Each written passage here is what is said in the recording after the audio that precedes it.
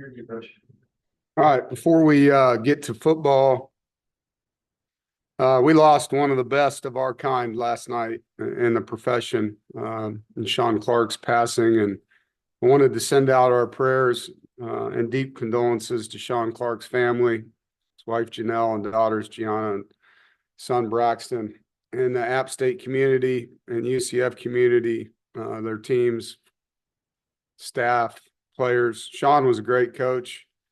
He's a better man and a good friend, a man that loved his family, his players, and he loved the game and the brotherhood. And that's what this is. It's a brotherhood, this fraternity of coaching. And over the years, I've been able to, have the privilege of getting to know Shawn and meeting his wife, and we've become good friends. When my son Jacob moved in at App State, Shawn reached out, asked for his phone number, called him on the phone, picked him up, took him to lunch. Hadn't met him his whole life. It's just the kind of guy he was. And got to see him at a lot of events. He used to come over here and hang out in clinic, went fishing together. It's just a great human being, and it's a massive loss. And we're praying for his family. I know how hard and how much pain his family's in. And he had a huge impact on so many people, that'll have a generational feel for all the players he's helped and mentored, and staff that he's mentored, and community that he was such a huge part of there in Boone as a player and a coach. And it's sad, when you lose somebody like that. And he'll be missed. And I know his legacy will be felt for generations to come. And we're praying for Janelle and her family, and for the communities that lost Shawn. 50 years old is too young. And we love you and we miss you. Moving on, we had a tough loss, Saturday at Duke, and it was a game that we totally had an opportunity to win. And it was a three-phase loss. And there was multiple times in the game that we did really good things, and multiple times in the game where we shot ourselves in the foot. And it's a hard way to learn a valuable lesson. And that's what losses are. They're a lesson, and they give you perspective. We do preach, believe it or not, to ad nauseum, the value of not beating ourselves in life and in football. When you have unforced errors in any sport, you have to be able to overcome them. And when you have too many unforced errors, which in football, penalties, turnovers, costly penalties, it gets hard to overcome your own mistakes. And it's something that sometimes you need proof of concept with young people for that to sink home. And I think that's the positive that comes out of a loss, is that you get a real life example of what it takes to win a football game. The other games we've been able to come back and win in, we didn't have turnovers, and we had 4. And we weren't stellar on special teams by any means in those other games, but we didn't lose the game either. And so there was 11 points in that game, starting with our first defensive drive where we stopped them, had them 4th and 9, and they hard count our punt return team, and we jump off sides and give them a 4th and 3, which they convert and eventually score, have a field goal blocked, 3 more points, and miss an extra point. It's 11 points, that normally in a game, your special teams wouldn't have that kind of impact on the scoreboard. And unfortunately, in this game, it did. It's the first time in my coaching career as a head coach that I've had a field goal blocked in a game. And so something that, and a missed extra point, haven't had that either. So, it was a tough night, and we did a lot of good things, but not enough. And so, Duke deserves credit for making the plays. They beat us. At the same time, we know that we beat ourselves and gave them a big help in that process. But I do know that things like this can propel your football team. It really digs, cements in a lot of messaging that's been given on the importance of understanding it and not just hearing it, but absorbing it and putting it into action in your focus as a player. Offensively, we were really good at moving the football. We had passed for over 350 yards, and CJ threw a lot of nice passes. The skill guys made good catches for him. Terrell Anderson obviously had a big game. Hollywood continues to be an explosive player. We had 11 explosive plays. 2 of them were big touchdowns. In the red zone, scored 3 out of 4 touchdowns and would have been 100% if we didn't have the field goal blocked. So continue to be efficient in the red zone. Short yardage continues to be a strength. Getting, 3rd and 1s, 4th and 1s in games to extend drives. And obviously the fake punt was part of that. On 1st down, we're averaging over 5 yards, per play, which is really efficient. And we improved on 3rd down in medium and 3rd down long on offense, which was a goal. We scored 33 points. And, when you only go out on the field with your punt team one time, you're doing some good things. And obviously the turnovers were the tell of the game because it led to some short fields for our defense. They only had like 100 yards in the first half, but they're able to score 21 points because of the field position. And so, that was a big part of what happened. We built a lead, let them come back. And I think that, the play before the half was a huge momentum play, a frustrating play. Again, I said this after the game, but trying to draw them off sides. If they jump, we're going to snap the ball and take a free shot. We thought that their defensive end was in the neutral zone. The official didn't, and unfortunately, we threw the ball to them. And that was a big momentum play because, if they don't jump off sides, we bang a timeout and go out and try to make a field goal. But it was a tough play there before the half because they got points off of that play, and then they started, the 3rd quarter with the ball and got points again. So a massive swing.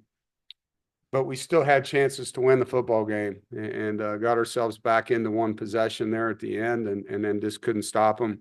Gave up an explosive play, a misfit by a linebacker on the short yardage play in the 4-minute. Defensively, outside of the explosive run that I just talked about, I thought we defended their run game well. We improved on 3rd and medium and 3rd and long. We got good pressure on their quarterback on 3rd and medium and 3rd and long. And forced some incompletions. On 2 of the turnovers we had, the defense held them to 0 points, so did a nice job responding there. The negatives on 1st and 2nd down, our pass rush was non-existent. We did not get off of blocks, transition well from run defense to pass rush. We had a lot of one-on-one opportunities in pass rush that we didn't win, so an area we need to improve. There were some, passes down the field. I thought we defended really well on deep balls. Both Devon and Brian had good coverage on some deep balls, but our intermediate pass coverage needs to be better. Some crossing routes and we call deep overs that we just didn't contest. And so that needs to improve. Not having Kean and Sebastian in the 2nd quarter, you can definitely feel when both of those guys aren't available. And thankfully, obviously Sebastian's was due to the targeting suspension. He's back. Kean got banged up in the game, and we think we'll have him this week. The reports have been good, so it's good news on that front. Special teams wise, we talked about it, but the fake punt was the positive. I thought our kickoff coverage improved. Outside of that, it was not a performance that I hope to ever see again. A missed extra point, a blocked field goal. We muffed a punt return, which led to a 99-yard drive for a touchdown, which was awesome by our offense. But, freshman punt returners got to do a better job there taking care of the football. Missed an opportunity on a bad snap by their punt team. We were in a return, didn't have a guy that saw it fast enough and didn't react well enough to get the ball blocked. Ends up being a 40-yard punt. Hell of a play by their punter and pretty bad on our part not to be able to get there fast enough. Todd's a really good special teams coach for us, Coach Goble. I have total belief and trust in him and the staff around him and the players. I know we'll play better. and the coaches and players will do a better job when it comes to that area, because I know we're better than that performance, and that's what I told the team after the game. No one likes to lose in this sport. It's painful when you do. It's way more painful when you know that you played a big part in that loss with mistakes. And so we're a better team than that. And I look forward to the opportunity to get back on the field and start working with these guys. They were awesome in our meetings yesterday. They're frustrated and want to be better and understand, all the things that we've been talking about here in this meeting. Now on to Virginia Tech, night game at home. Looking forward to being back home. It's been 2 weeks since we had a home game, and love that it's at night. Give our fans a chance to have a good time before the game. And this is a team that will respond. Like I said, this is a very coachable team. We have good team leadership in all 3 areas: offense, defense, special teams. And I trust that these guys will do what's necessary to get us back to playing better than we did on Saturday. When you talk about our opponent, offensively, it starts with their quarterback. Drones is a big athletic guy. He's got a big arm. He's 235 pounds. They run him a lot. You got to tackle him. He's not going to go down easy. He's thick and he's fast. He's a tough kid. They have a talented receiver core. They've had some guys in and out. But when you watch them, they've played against good teams, South Carolina and Vanderbilt. And they've made some really nice contact catches. They've made some explosive plays. They have a receiver that transferred there from Tennessee that was a running back that they use quite a bit in the screen game and jet sweep game that's hard to tackle. And I know Philip Montgomery, he's a proven offensive coordinator, a proven head coach. They'll have his team ready. Defensively, it starts at their front. They got a really good defensive tackle, Kamari Copeland. We wanted him. Coming out of junior college, thought he was a heck of a player and a really good kid, and a lot of respect for him. I know he got injured last year. He's back, and he's a really disruptive guy, and their D tackles in general are. They also have a kid they call a Buck. We call him a Jack, but number 33, Ben Bell, another kid that we liked in the portal last year, a really tough kid that plays hard. And as a front, they're on edges. They try to disrupt. And they got guys that can do that. With all that being said, this game's about us. How we execute, how disciplined a football team are we going to be? And that's the area we have to embrace. We've got a bunch of good kids that want to do well, that have to really focus hard, and coaches helping them focus hard on the fine details of the game plan and understanding how important each one of them is.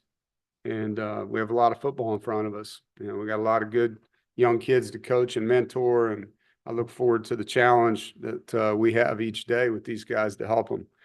Any questions? Remember to raise your hand with the little hand emoji, and Corey, you're first. Dave, you spoke a little bit about Terrell Anderson and his impact, but looking back at it, just the way that he was able to catch the ball, not only in short yardage plays, but also, middle of the field and on some deep balls from CJ. I mean, how big of a weapon does he become in this offense if he can make all those catches consistently? Yeah, he had a heck of a game. And, we've seen some of that stuff. He's in practice put on some, especially the tunnel screen. He's made plays, and it's been fun to watch. That room in general has had different players in each game make big plays for us. And so to have the depth and rotation and ability, it's nice to have. And I'm happy for Terrell because he's worked really hard. And a couple of those plays were huge plays in the game, field position wise, that really changed our ability to get in the end zone. And obviously we talk about starting fast. I mean, third play of the game to rip off a screen like that for a touchdown. It was great to see him do that. Rob? Yes, sir. When you looked at the film and you saw you mentioned there's been 3 times this year where y'all have loaded the box and the other team exploded, and number 4 did that for Duke. When you looked at the film, what did you see? I saw a linebacker that has to fit the A gap, not do it. I mean, he's right there to make a play. And, on defense, when you start trying to do someone else's job, both jobs don't get done. And So, you know, in each one of these, we've had 3 explosive runs and a pass this year in short yardage, whether it was 3rd and 1 or 4th and 1. There's been a person at the point of attack that can make the play, and it's been different guys, and it's been different calls. And so, you know, the guys got to do a better job of executing in that situation. You know, those are must-stop situations, and sometimes guys try to do more than they need to do. Just fit your gap where you're supposed to fit and make a play. And you know, one of the plays like UVA game, we had a guy come downhill and hit the safety, hit him on the line of scrimmage, missed the tackle. In this game, misfit a gap, and then same thing. They had a 4th and 1 where they threw a play action pass, and you know, we had a DB covering the receiver that took his eyes off of him, and he double moved him, and there you go. It comes down to execution.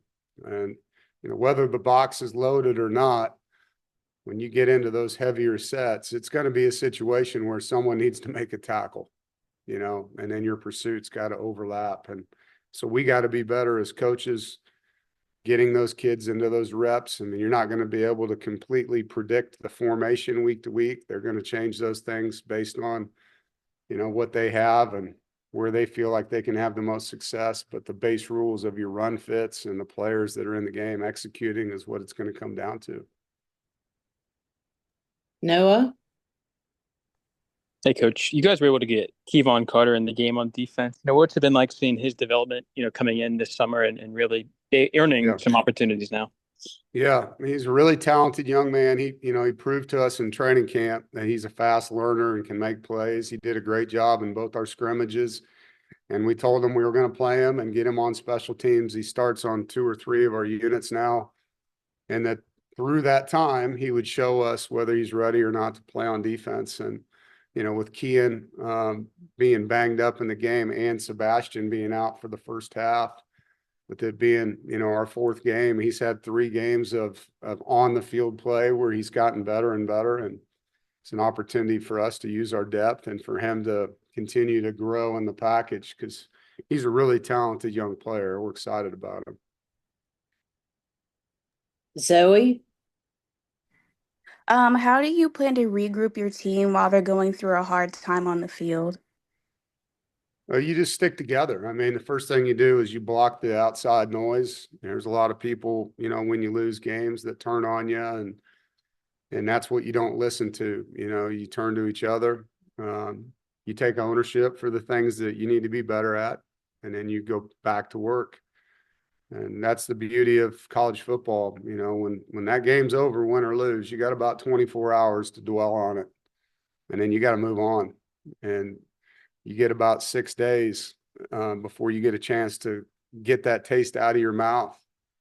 And so these guys understand. It's not the first time in their life they've lost a game, and so they'll go back to it. And the thing that, you know, they're so mad because they know that they threw it away, you know, with mistakes. And there's going to be a lot of learning in that. And there's going to be a lot of growth in that. And so I'm excited to see those guys come back and be a much better version of themselves. But we got a lot of work to do. You know, habits are formed daily, winning habits and losing habits daily. And that's what we do in practice. You know, you got to practice to build habits as coaches and try to erase bad habits. And it takes repetition and repetition. And players got to be really focused to get the kind of habits you want on and off the field. Murph? Yeah, thanks. First, Dave, sorry for your loss. That really stinks. I wanted to ask about CJ, and they obviously had a huge day passing the ball, you know, finding spots, tons of yards. Then he had the mistakes. How do you talk to him about, you know, you don't want to lose that aggressiveness, but you also want to balance it by taking care of the football? Yeah. Well, the beauty of his kid, you don't have to. He knows. Like, you know, it's the first thing he says to you after the game. And the value of taking care of the ball, making decisions that protect our opportunities to win, and also understanding when you can take chances in the game, you know, and these are all things a young player learns from. And trying to make plays and doing it in a calculated and safe way. There's a fine line there. Fine line. And, the first turnover of the game was the interception, and that was a pass protection. I mean, we got beat on a line stun up front, which got to his hand, and he wasn't able to finish the throw. And so there's, that one, the other ones, he can definitely, in his mind, replay those plays and think about what he would do differently, And so he's going to learn from that, like every player on the team does when they make mistakes, and the guys around him got to help him. I always say that, like, turnovers are not the guy that turned the ball over's fault all the time. If you would have blocked somebody a little better, maybe that guy wouldn't have hit the guy carrying the football, right? If you would have ran your route a little bit more like we coached you to do and not cut it short, or took it a little more inside, then the coverage would have been better for us to throw the football in there. And it always goes back to the guy that did it, and I understand that. But there's a lot of people around these guys that are a part of this that can create a better pass pocket for him to throw out of, or run a crisper route in that situation, And so all these things are moments to grow from, and that's what's awesome about CJ. Like, he's the first guy to own anything that he didn't think he did well. And the minute you do that, you give yourself a license to get better. Rob? Yes, sir. How dangerous are teams that make mid-season changes in your coaching experience, and does it make it harder to scout? Yeah, I've seen it go both ways. Obviously last year you saw ECU do that, and their team won 5 out of 6 after the change. And so it's hard to say on the scouting side of things, because they've had one game and it wasn't much of a game against Wofford. They blew them out. And so it's hard to say. How much can you change? I think the mindset can change. Schematically, it's hard, especially when you're not in a bye week, to change a lot of things. But, it's Virginia Tech, man. They got good players there, and it's a proud program. A lot of kids on that team that a lot of teams in the ACC recruited. And so we know we're going to get a fight. Like, we know that. And like I said, that's their responsibility to take care of their team. Mine is to get ours better. And we got to be a lot better on our side, regardless of what they decide to do over there. Noah?